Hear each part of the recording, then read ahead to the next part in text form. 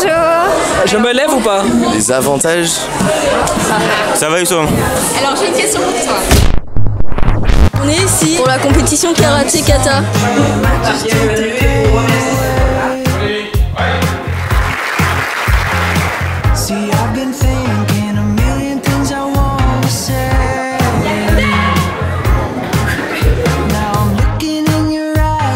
Alors je compte faire un pied et je veux le faire parce que c'est l'un des katas où je me sens le plus à l'aise tout simplement. Je dirais qu'un kata, c'est un enchaînement de mouvements qui consiste à faire un combat contre quelqu'un d'irréel.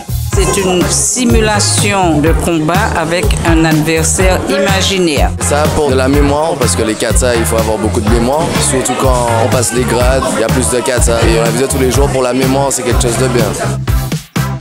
En compétition, la concentration c'est la première chose qu'on nous dit. De ne pas nous éparpiller, ne pas trop rigoler, vraiment être dans l'optique de la compétition.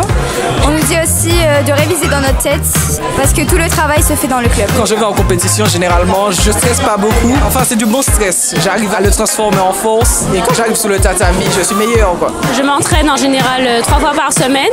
Donc on réserve à peu près 30 minutes, sinon plus, à faire les katas. Chez moi aussi, je révise beaucoup, que ce soit le matin ou le soir quand je rentre des cours.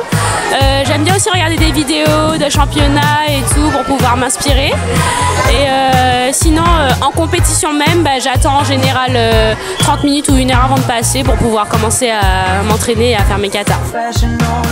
Alors, il y a 2 compétitions. La première concerne les pupilles, sur une catégorie de 8-9 ans, et les benjamins 10-11 ans. Et après, on a la Coupe de Martinique pour les minimes cadets juniors seniors. Et là, on va à partir de 13 ans et plus. Maintenant, en termes de niveau sur la catégorie pupilles benjamin, il y a ce qu'on appelle la première et la deuxième division. Donc les compétiteurs vont faire d'abord au premier tour. Les vainqueurs vont rester sur un tatami et les perdants vont aller sur l'autre tatami. Et à ce moment-là, la compétition commence. Pas de système de repêchage, c'est élimination directe. Donc ça permet à tous les compétiteurs d'effectuer 2 katas. Et à ce moment-là, d'avoir 2 vainqueurs par catégorie pupilles et benjamin. Le critère d'évaluation, c'est la position, le kimé et puis la stabilité sur le tatami.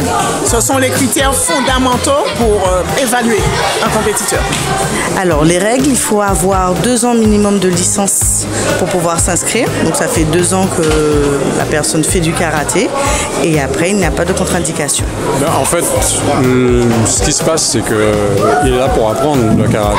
Donc s'il fait des erreurs, s'il perd son duel, au contraire, ça va lui donner de la force pour s'entraîner plus et s'améliorer.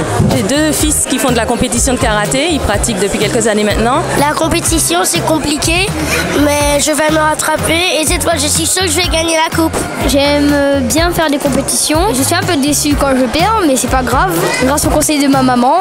Bon, en fait, c'est vrai que ça fait plusieurs fois qu'ils font des compétitions. Des fois on gagne, des fois on perd. Le plus important pour eux, c'est de savoir que la compétition, c'est avec soi-même avant tout. Pas contre l'autre ou pour vaincre l'autre, mais pour à chaque fois aller plus loin dans son développement du karaté. Donc une défaite, c'est encore un moyen de progresser. Une victoire, c'est la satisfaction d'avoir accompli un travail mieux que la dernière fois. Exactement. Pour moi, je ne pense pas qu'il y a d'appréhension à avoir, surtout pour un parent. Au contraire, c'est lui qui peut en avoir sur le tatami.